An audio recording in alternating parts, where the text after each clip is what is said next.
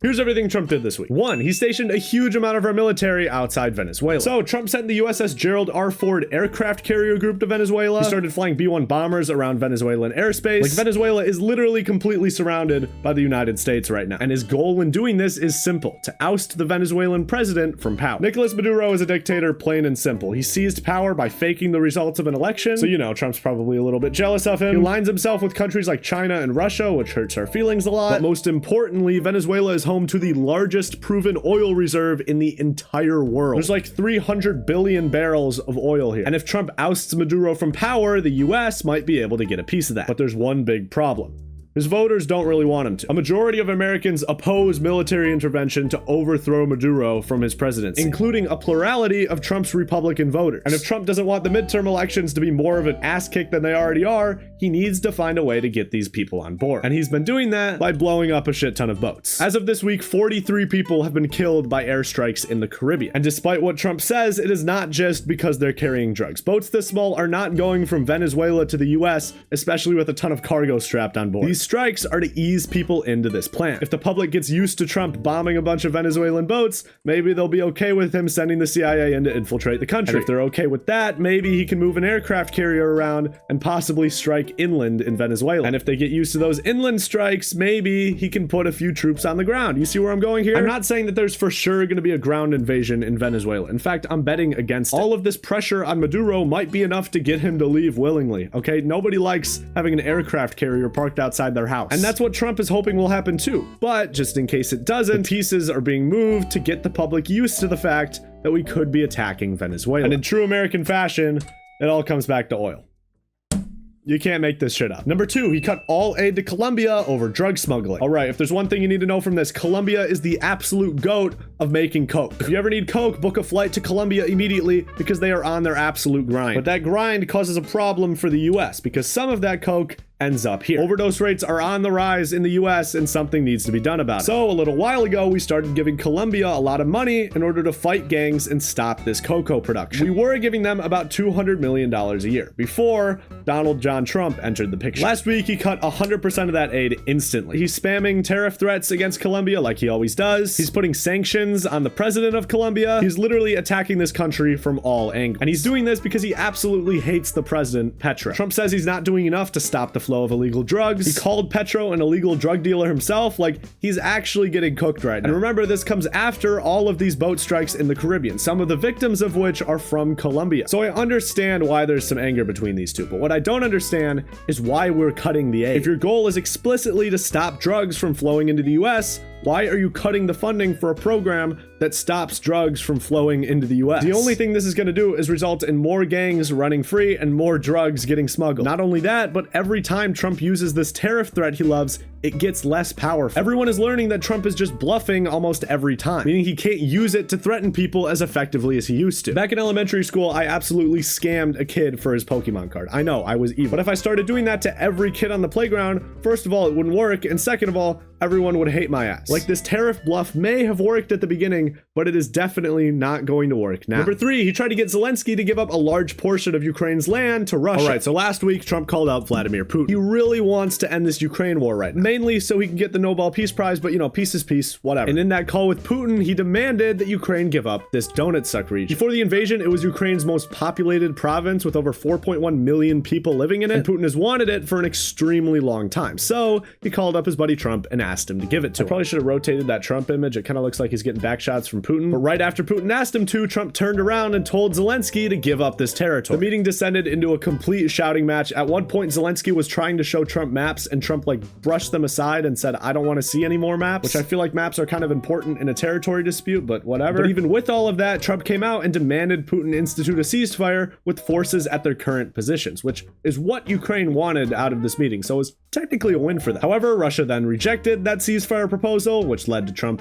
canceling the meeting he was going to hold with Putin, and with Trump placing more sanctions on Russia. If I had to give one takeaway from this, I would say that it's concerning that Trump is listening to what Putin is saying in one ear and turning around and saying the exact same thing to Zelensky. But in terms of the actions that are happening right now, things are looking at least in a better direction for Ukraine. Number 4, he refused to meet with Democrats in order to end the government shutdown. You probably already know this already, but I like to hear myself talk. This shutdown is because the Democrats and Republicans cannot agree on a budget for this year. And when there's no agreed upon budget for the government shuts down, meaning the only way to reopen it is for both parties to come together, negotiate, and find a compromise. The problem is that Republicans aren't allowing any negotiations to happen. The Speaker of the House has literally shut down the House of Representatives for over a month, and I made sure to grab a headline from Fox News so you idiots will actually believe me. The House has not been able to negotiate for over a month, and now Trump is refusing negotiations as well. I don't really know how to put this in an unbiased way, but the Republicans are the ones keeping this shutdown going. If Democrats vote for the Republicans' continuing resolution, they will literally double healthcare prices for everyone under Obamacare next year. This disagreement is not over something stupid, and it is definitely not over nothing. This is an extremely important thing that we need to talk about if we want to reopen the government. And stopping any of those negotiations from happening is just a pussy move. There's no other way to put it. Number 5, he planned a new probe into global drug prices. This is so that he has justification to put more tariffs in place. The Trade Act of 1974 says that the president can institute tariffs only if unfair trade practices are found. Unfortunately, that can be stretched to mean a lot of things. Trump has kind of been doing these investigations more so as a formality, kind of like when you're half-assing a school project. And then he uses the findings of these half-assed investigations to justify putting like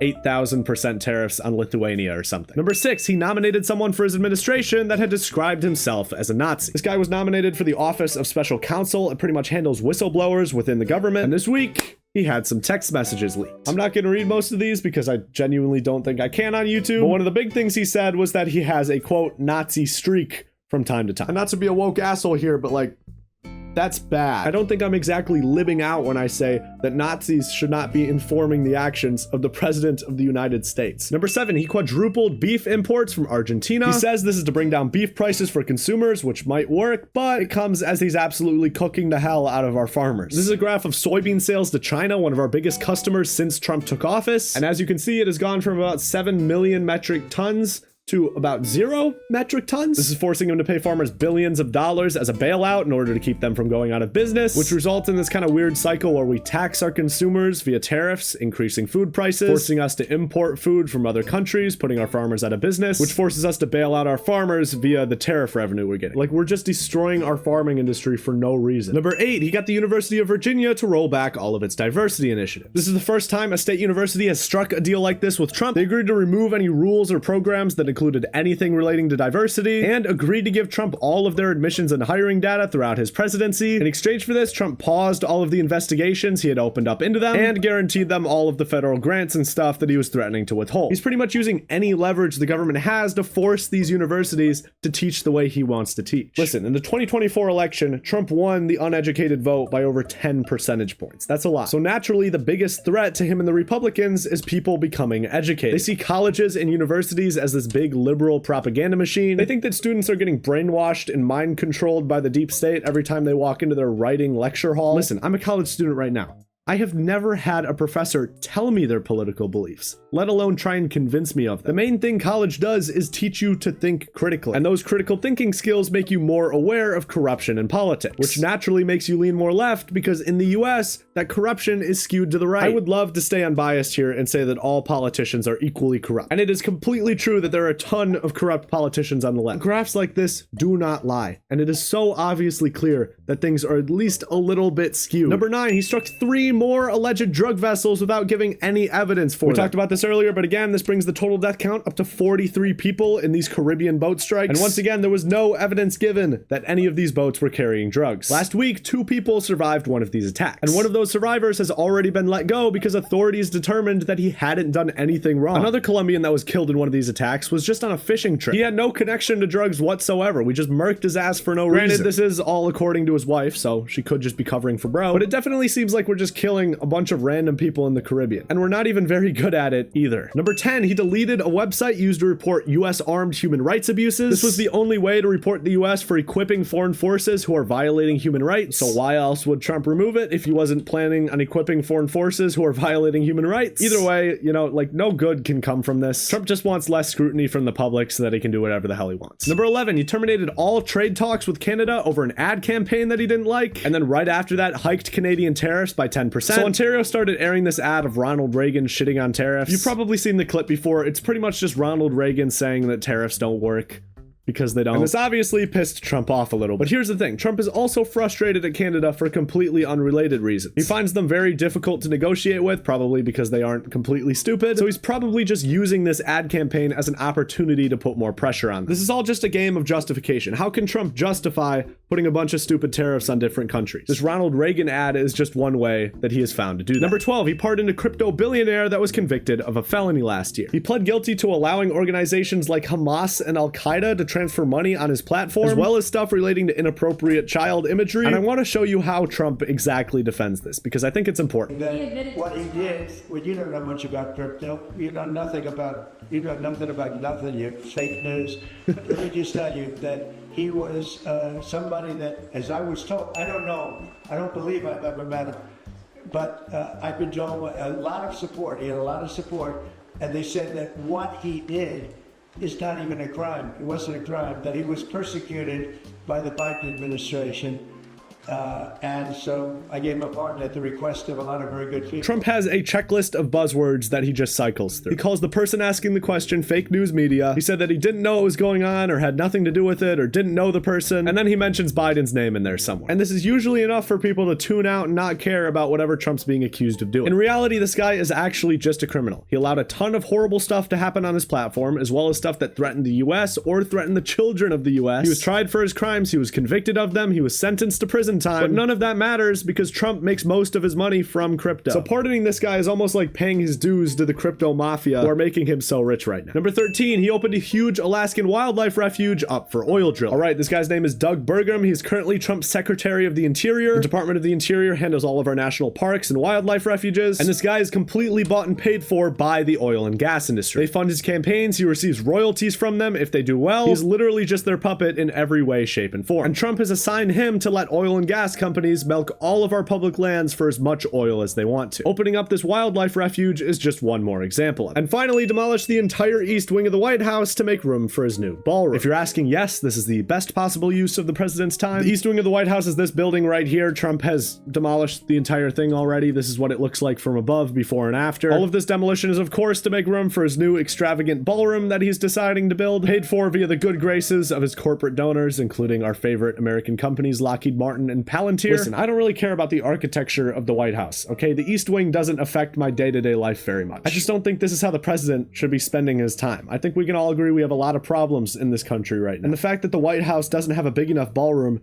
is not really one of them. There was one court verdict for Trump this week. An appeals court ruled that he can finally deploy the National Guard to Portland, Oregon. This is about to be a long-ass tale, so buckle up. A couple months ago, Trump tried to deploy the Oregon National Guard to Portland. A judge then blocked him from deploying the Oregon National Guard to Portland. In order to get around this, Trump then tried to send the California National Guard to Portland, Oregon, to which a judge then blocked the deployment of any National Guard to Portland. Trump then appealed that decision, meaning it gets sent to a different court to decide, and that court has now ruled that Trump can deploy the Oregon National Guard to Portland. So, you know, if you live in Portland, be careful. You might get slimed out. In other news, Israel has resumed its ceasefire after killing 26 people in Gaza. They did this because they claimed Hamas killed 2 of their soldiers. Hamas has also been saying that it doesn't want to disarm as part of the peace talks between them and Israel, which is a big requirement Israel has, so that's kind of a huge roadblock. There's also still a ton of questions that need to be answered before any sort of lasting peace can come into effect, so nobody really knows whether peace is actually going to happen. North Korea fired some missiles at South Korea earlier this week. This is in violation of a UN ban on these kinds of weapons, but